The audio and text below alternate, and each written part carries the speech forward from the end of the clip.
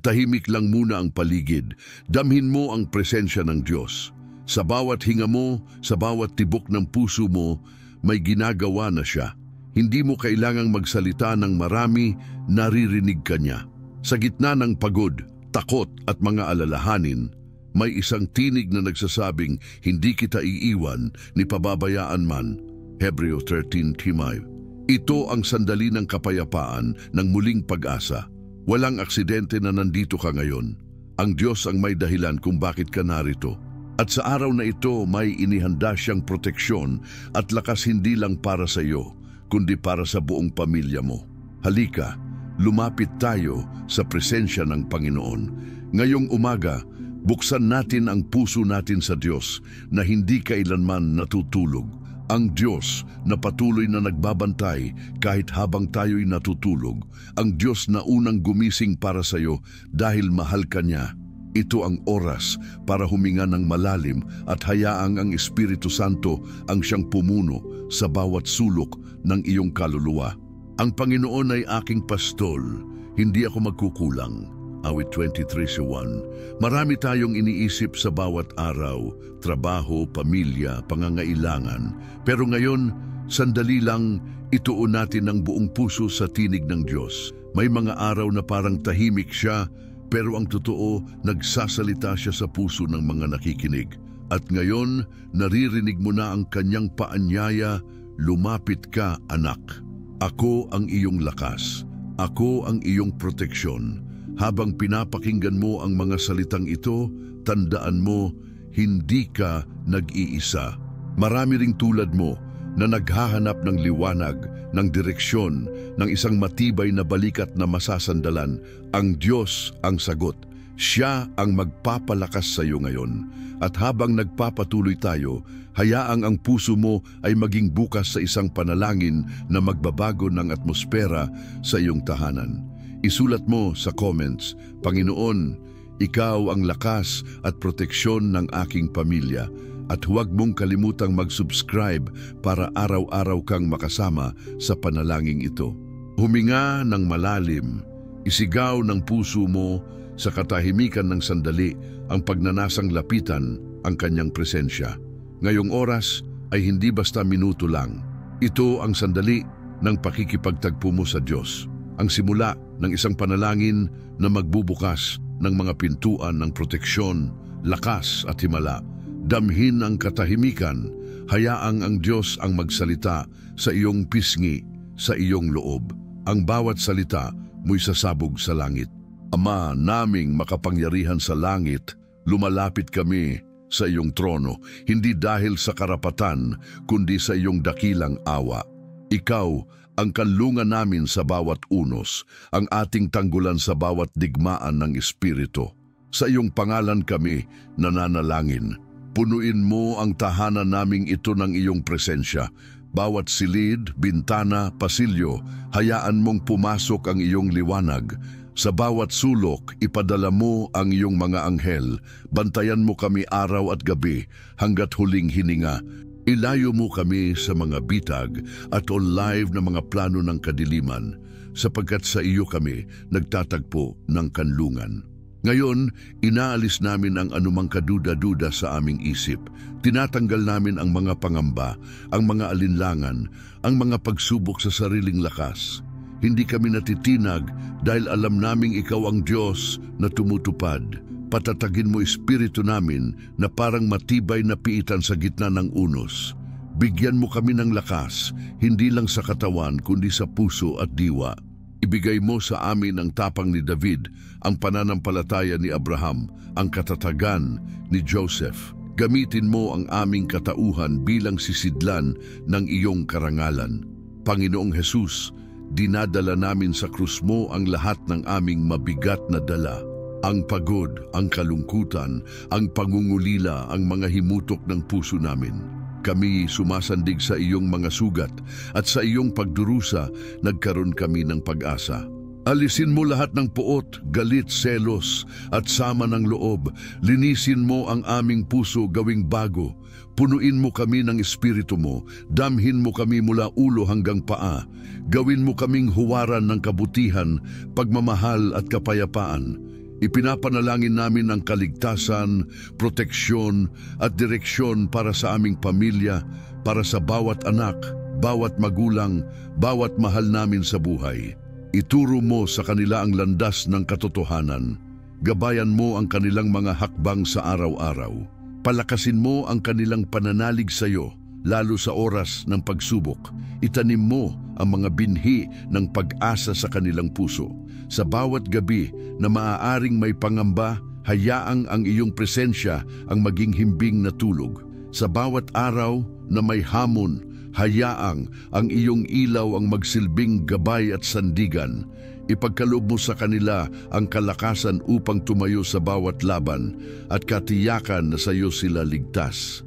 Nagpapasalamat kami sa mga bagay na hindi pa namin nakikita sapagkat naniniwala kami sa iyong mga pangako.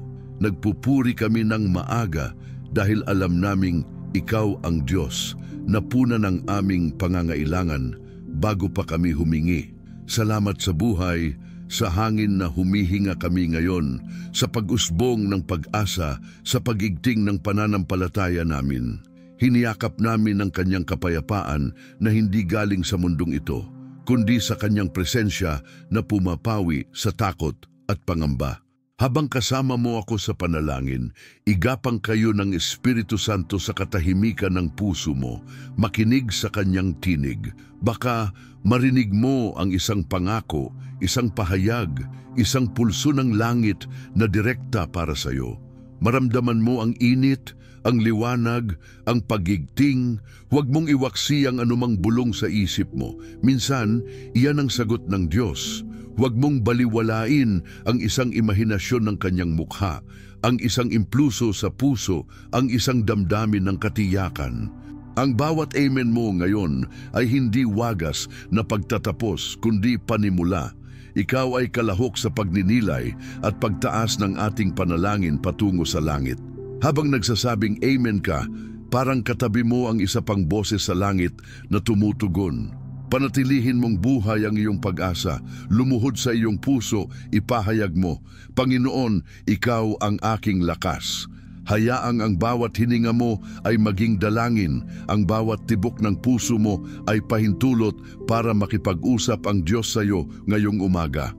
Ngayon pa lang, simulan mo ng isipan, ano ang una mong sasabihin sa Diyos sa sandaling marinig mo siya? Anong pangako niya ang hihingin mo? Habang patuloy ang panalangin, huwag mong balewalain ang oras na ito dahil darating ang yugto kung saan makakausap mo siya ng mata-mata ng puso mo. At sa mga susunod na sandali, dadalawin ka niya ng salita, tao ng kasagutan, kapayapaan, proteksyon. Patuloy kang manatili sa puso, huwag kang lilipat ng tingin. Kung nais mong patibayin ang iyong pananalig, isulat mo sa comment, Panginoon, gabayan mo po kami araw-araw. At huwag mong kalimutan mag-subscribe para makasama tayo sa susunod na panalangin may sagot. Huminga ka ng malalim. Ito ang sandaling huhukay tayo ng inspirasyon mula sa salita ng Diyos at isusulat natin ito sa ating puso. Handa ka na ba? Dahil sa panahong ito, hindi lang tayo basta makikinig, makikibahagi tayo sa kwento ng isang buhay na binago, protektado at pinalakas ng Diyos. Kwento ni Daniel, kwento na hindi lang pang Biblia, kundi kwento na pwedeng mangyari sa buhay mo ngayon. Isipin mong ikaw si Daniel, isang kabataang dinala sa dayuhang bayan, malayo sa pamilya, malayo sa komportabling buhay. Iniharap sa kanya ang lahat ng tukso, karangyaan, pagkain ng hari, kapangyarihan, aliw ng mundo. Pero sa gitna ng lahat ng iyon, hindi siya lumihis sa Diyos. Hindi siya kumain ng alok ng hari. Hindi siya natakot na tumanggi. Hindi siya bumigay sa presyon ng mundo. Alam niya kung sino ang pinaglilingkuran niya at ang pinanghawakan niya, panalangin. Sa bawat araw 3 beses siyang nanalangin sa harap ng bintana, hindi siya nagtago, hindi siya nahiya, at nang ipagbawal ng batas ang panalangin, hindi siya umatras. Sa halip, lalo siyang lumapit sa Diyos. Ipinagpatuloy niya ang ginagawa niya, hindi dahil sa rebelde siya, kundi dahil mahal niya ang presensya ng Panginoon. At dumating ang oras ng pagsubok, hinuli siya. ibinaba sa yungib ng mga leon. Isang gabi ng takot, isang gabi ng katahimikan, isang gabi ng kababalaghan. Ngunit sa gitna ng dilim, hindi sumigaw si Daniel. Hindi siya nataranta. Alam niya, ang Diyos na kanyang pinaglilingkuran ay tapat. Alam niya, ang panalangin niya ay narinig. At nang sumikat ang araw, natagpuan siya ng hari, buhay, walang sugat, walang gasgas. Buhay na buhay sa gitna ng panganib. Ang Diyos ang nagsara ng bibig ng mga leon. Ngayon isipin mo, ano ang mga leon sa buhay mo? Sakit, takot, pagsubok sa pamilya, problema sa pera, pagkawala ng direksyon. Parang sinisigawan ka ng mga leong ito araw-araw. Parang pinupunit ang tiwala mo sa Diyos. Parang gusto mong bumigay. Pero tulad ni Daniel, hindi mo kailangang labanan gamit ang lakas ng katawan. Ang kailangan mo ay panalangin, pananampalataya, pagtitiwala. Sapagkat ang Diyos na sinamahan si Daniel sa loob ng yungib ay siya ring Diyos na sumasama sa iyo ngayon. Hindi siya nagbago. Siya'y tapat kahapon, ngayon at magpakailanman. Hebreo 3:8. Sa bawat panalangin mo tuwing umaga, iniipon ng Diyos ang luha mo. Sa bawat pagluha mo sa gabi, may anghel na ipinapadala. Sa bawat pagtanggi mong bumigay sa tukso, may gantimpalang inihahanda ang langit. At kapag ang mundo ay sumigaw ng takot, ikaw ay tatayo na may kapayapaan dahil alam mong ang Diyos ang nagsasara ng bibig ng mga leon sa paligid mo. Hindi mo kailangang matakot. Hindi mo kailangang malaman lahat ng detalye. Ang kailangan mo ay sumunod, tumayo sa pananampalataya, at maniwalang ang Diyos ay hindi natutulog. Daniel did not survive because he was special. He survived because he was surrendered. Buo ang loob niya, buo ang tiwala niya, buo ang panalangin niya, at ang Diyos hindi nagpabaya. At ngayon, ang kwento ni Daniel ay paalala sa iyo. Ikaw man ay kaya ring iligtas ng Diyos mula sa anumang panganib. Kaya't ngayon, magtanong ka sa sarili mo, paano ako tumatayo sa harap ng aking leon? Lumalaban ka ba gamit ang sariling lakas? O nakaluhod ka ba sa panalangin? May mga bagay na hindi kayang baguhin ng lakas ng loob, pero kayang baguhin ng Diyos sa isang bulong ng panalangin. Kung pagod ka na, lumuhod. Kung takot ka na, magsalita sa Diyos. Kung hindi mo na alam ang direksyon, hayaan mong siya ang magturo. Kung naiipit ka sa gitna ng desisyon, huminga at hayaan mong ang salita niya ang maging gabay mo. At kung may panahon kang mawalan ng lahat, huwag mong hayaang mawala ang oras mo sa Diyos. Dahil ang panalangin, ang simpleng oras ng katahimikan kasama siya, ay sapat upang mapanatili kang buo, matibay at ligtas sa gitna ng leon. Alam mo ba kung bakit umangat si Daniel pagkatapos ng lahat ng iyon?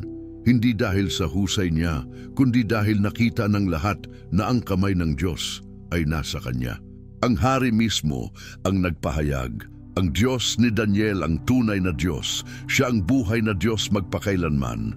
Daniel 6:26. At ang Diyos ni Daniel, siya rin ang Diyos ng iyong tahanan, ng iyong pamilya, ng iyong pangarap, ng iyong panalangin ngayong umaga. Kaya't huwag kang bibitaw, huwag kang lalayo, magpatuloy ka sa pananalangin, sapagkat hindi mo alam, baka bukas, ikaw naman ang magsasabi, pinatigil ng Diyos ang leon sa buhay ko, manatili ka. Dahil sa susunod na sandali, may sasabihin ang Diyos sa iyo. Isang salita lang mula sa Kanya at lahat ng kinatatakutan mo ay babagsak. Kaya bago tayo magtuloy, isulat mo sa comments, ang Diyos ni Daniel ay Diyos ko rin. Sabay mo na rin ang pag-subscribe upang araw-araw mo siyang makasama sa panalangin. Magpatuloy tayo. May sasabihin pa ang langit. Huminga ka ng malalim, damhin mo ang tibok ng puso mo at hayaang ang salita ng Diyos ang magsalita sa pamamagitan ng bawat himig ng panalangin mo.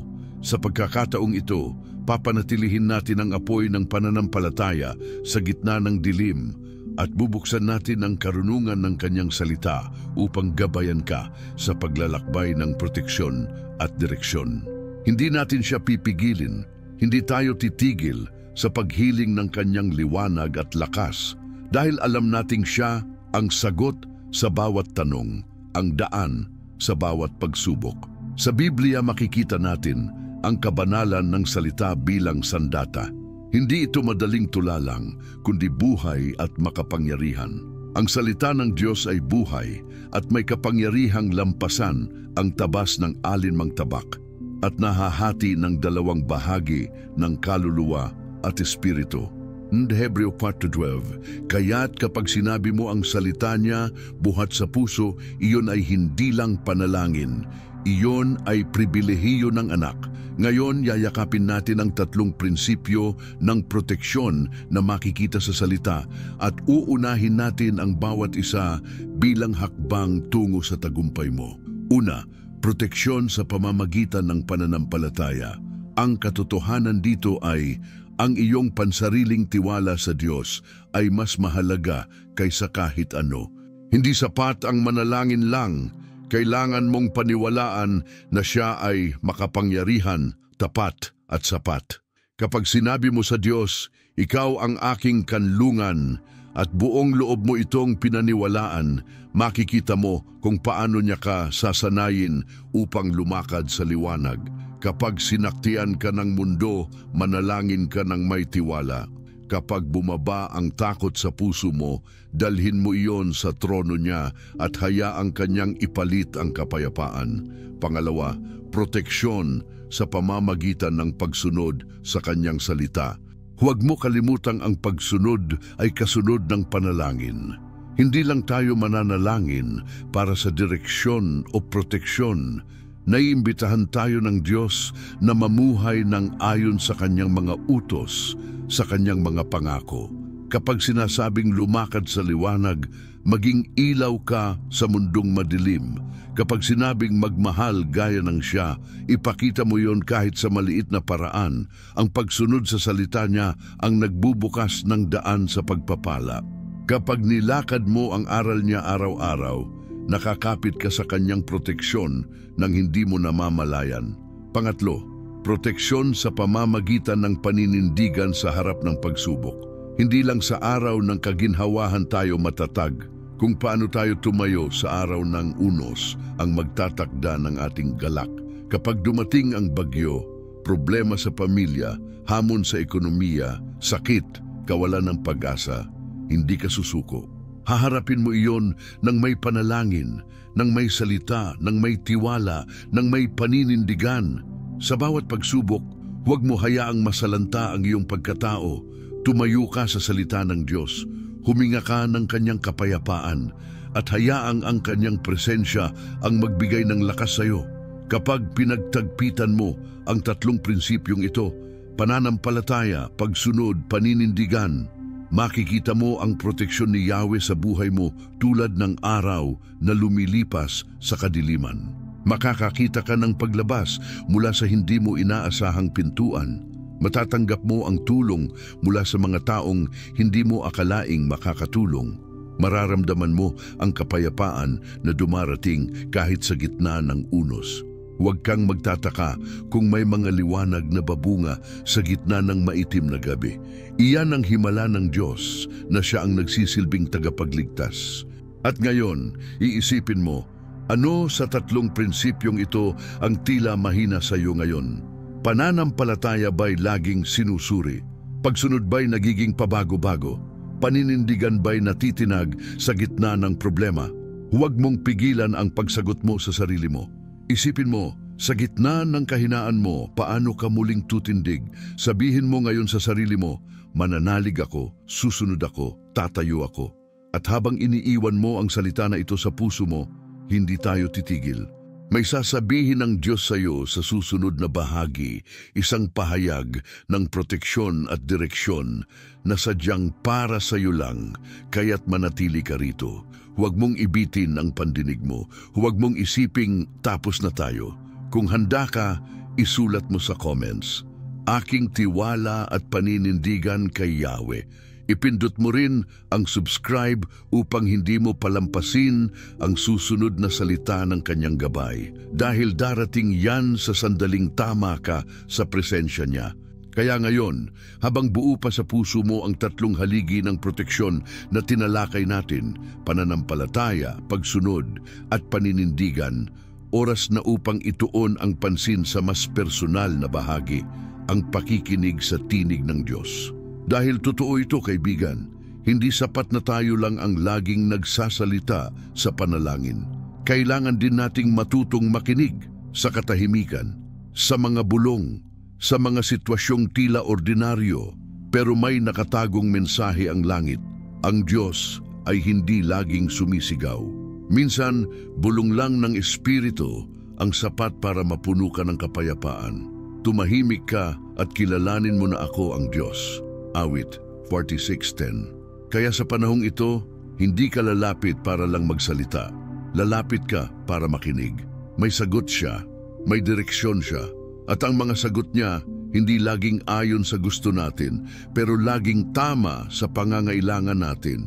Sa panahon ngayon na maingay ang mundo, social media, problema sa trabaho, kaguluhan sa paligid, napakahirap makarinig ng tinig ng Diyos. Pero iyon ang hamon. Sa gitna ng ingay, pipiliin mong makinig. Kakansilahin mo ang takot, i-off mo ang alalahanin, at sasabihin mong, Panginoon, ako'y handang makinig. Dahil minsan, ang pinakamalaking proteksyon na matatanggap mo ay hindi ang solusyon sa problema, kundi direksyon sa gitna ng problema. Iyan ang kapangyarihan ng tinig niya. Tinig na nagbibigay gabay, kapanatagan at katiyakan. May panahon sa buhay mo na kailangan mong magdesisyon at hindi malinaw kung alin ang tama. May mga daan na parehong mukhang maganda, pero hindi mo alam alin ang may Diyos. Pero kapag natuto kang makinig, kahit anong daan pa niyan, hindi ka maliligaw, sapagkat ang tinig niya ay parang ilaw sa dilim. Tulad ng sinasabi sa Salmo 119:105, ang iyong salita ay ilawan sa aking mga paa at liwanag sa aking landas. Hindi mo kailangang magmadali. Ang Diyos ay hindi nagmamadali. Ang plano niya sa iyo ay tiyak. At kung marunong kang maghintay at marunong kang makinig, makikita mong ang kanyang kamay ay gumagalaw kahit sa katahimikan. Hindi siya natutulog, hindi siya nawawala. Naroon siya kahit hindi mo nararamdaman. Kaya't sa susunod na pagkakataon na tila tahimik ang langit, huwag mong isiping pinabayaan ka. Baka tinuturuan ka lang niyang makinig. Sa mga susunod na araw, subukan mong maglaan ng oras araw-araw, hindi para humiling lang, kundi para tahimik na makinig. Isang tahimik na sandali, sa umaga isang simpleng tanong, Panginoon, anong gusto mong sabihin ngayon? At hintayin mo, dahil darating ang sagot. Maaaring sa pamamagitan ng isang tao, isang verse, isang kanta, o mismong pahiwatig sa puso mo. Basta't bukas ka, hindi siya mananahimik. Tandaan mo, ang panalangin ay 200. Ikaw ang nagsimula, pero siya ang tatapos. Kapag natutunan mong makinig, hindi lang proteksyon ang matatanggap mo, kundi direksyon. At ang taong may direksyon mula sa Diyos ay hindi madaling mawasak, hindi madaling maligaw. May kapayapaan kahit magulo ang mundo. May katiyakan kahit walang kasiguruhan sa paligid. Iyan ang regalo ng tinig niya. Manatili ka sa presensya niya. Hayaan mong ang bawat salita na narinig mo hanggang ngayon ay mag-ugat sa puso mo. At sa susunod na bahagi ng ating paglalakbay, may bago siyang ipapahayag, isang pagselyo, isang deklarasyon na magpapatibay ng panalangin mo. Kaya't bago ka umalis, isulat mo sa comment, handa akong makinig sa tinig ng Diyos. Sabay pindot ng subscribe para sa bawat araw na gusto mong marinig ang langit, may kasama ka sa panalangin. Dahil hindi pa tayo tapos, may ilalalim pa ang presensya niya. Tahimik pa rin ba ang paligid mo? Mahinahon pa rin ba ang puso mo? Sapagkat ito ang huling bahagi ng panalangin natin ngayong araw. Hindi pagtatapos ng presensya ng Diyos, kundi isang pagpapatuloy. Dahil ang biyaya niya ay hindi nalilimitahan ng oras ng panunood. Patuloy siyang kikilos kahit matapos ang video. At sa oras na ito, nais kitang hikayatin. Hindi lang sa isang panalangin, kundi sa isang paninindigan. Gawin mong lifestyle ang pakikinig sa Diyos. Gawin mong kultura, sa tahanan mo ang panalangin. Gawin mong direksyon sa bawat desisyon ng salita niya. Dahil ang taong may presensya ng Diyos sa araw-araw ay hindi basta-basta natitinag. Lahat ng narinig mo ngayon mula sa kwento ni Daniel, sa kapangyarihan ng panalangin, sa kahalagahan ng pananampalataya, pagsunod at paninindigan, lahat ng iyan ay hindi lang salita kundi paanyaya. Paanyayang gawing pamumuhay ang pakikipag-ugnayan sa Diyos. Kapag sinimulan mo ang araw mo sa panalangin, hindi ka mawawala sa tamang landas. Kapag ginising mo ang umaga mo nang may presensya ng Diyos, mas malinaw mong makikita ang direksyon kahit sa gitna ng hamon. Ang Diyos ay hindi pa nakiputas sa oras ng problema. Siya ang pinagmumulan ng lahat, proteksyon, lakas, pag-asa at tagumpay. At ngayon, habang nagsasara tayo sa panalangin ito, may isang salita ang gusto kong itanim sa puso mo. Pagpapatuloy. Pagpapatuloy sa kabila ng pagod. Pagpapatuloy sa kabila ng hindi mo pa nakikita ang sagot. Pagpapatuloy sa panalangin kahit tila tahimik ang langit. Dahil ang pananampalataya ay hindi palaging may kasamang damdamin. Minsan, pananampalataya ay pagpili. Kahit walang emosyon, kahit walang tiyak na sagot, pipiliin mong magtiwala, pipiliin mong magpatuloy. At kung sa panahong ito, pakiramdam mo'y walang sagot o parang kulang pa ang lakas mo para ipagpatuloy ang pananalig, tandaan mo ito, hindi mo kailangang buuin lahat. Ang kailangan mo lang ay ituloy ang panalangin, ituloy ang pakikinig, ituloy ang pagtitiwala. Sapagkat habang ikaw ay nagpapatuloy, ang Diyos ay patuloy ding gumagawa. Sa likod ng eksena, sa tahimik na bahagi ng kwento mo, gumagalaw siya. At sa takdang panahon, makikita mo ang bunga ng bawat luhang inalay mo sa panalangin. Kaya't ngayong natapos ang panalangin, huwag mong hayaang matapos ang relasyon mo sa Diyos. Ipagpatuloy mo, umaga pa lang, simulan mo ng muli. Sa bawat gising mo, gawin mong una ang Diyos. Sa bawat desisyon mo, isama mo siya. Sa bawat tahimik mong gabi, kausapin mo siya. Sapagkat ang buhay ng may relasyon sa Diyos ay buhay na may tunay na proteksyon at direksyon. Sa susunod mong panalangin, huwag ka nang maghintay ng problema bago lumapit. Lumapit ka dahil mahal mo siya. Lumapit ka dahil naniniwala ka sa kabutihan niya. Lumapit ka dahil nais mo siyang makasama sa bawat hakbang. At kapag ginawa mong ugali ito, mapapansin mong kahit hindi magbago agad ang sitwasyon, may nagbago sa puso mo. May kapayapaan, may tibay, may katiyakan. Ito ang himala ng presensya ng Diyos. Binabago kanyang hindi lang sa panlabas, kundi sa pinakaloob ng pagkatao mo. Kaya kahit matapos ang panalangin, ang biyaya niya ay hindi natatapos. At ngayon, habang pinapakinggan mo ang huling bahagi nito, gusto kong tanungin ka, ano ang gagawin mo bukas ng umaga? Ipagpapatuloy mo ba ang panalangin? Magbibigay ka ba ng kahit ilang minuto para marinig muli ang tinig niya? Sasabihin mo ba sa pamilya mo na ang Diyos ay tapat at maaasahan? Handa ka na bang dalhin ang liwanag ng presensya niya sa mga taong nawawala sa dilim? Kung oo ang sagot mo, simulan mong ideklara ngayon. Isulat mo sa comment, magpapatuloy ako sa presensya ng Diyos. At kung gusto mong araw-araw tayong magkasama sa ganitong uri ng panalangin, pindutin mo ang subscribe ngayon. Dahil dito, araw-araw mong maririnig ang tinig ng Diyos sa isang panalangin na babago ng pananaw mo, ng araw mo, ng buong pamilya mo. At huwag mong kalimutan, may isa pang video dyan sa screen mo ngayon, handang umakay sa'yo sa mas malalim na pagninilay. I-click mo yan at sabay nating tuklasin ang susunod na pahayag ng langit para sa'yo. Dahil sa Diyos, laging may kasunod, laging may sagot, laging may bagong simula.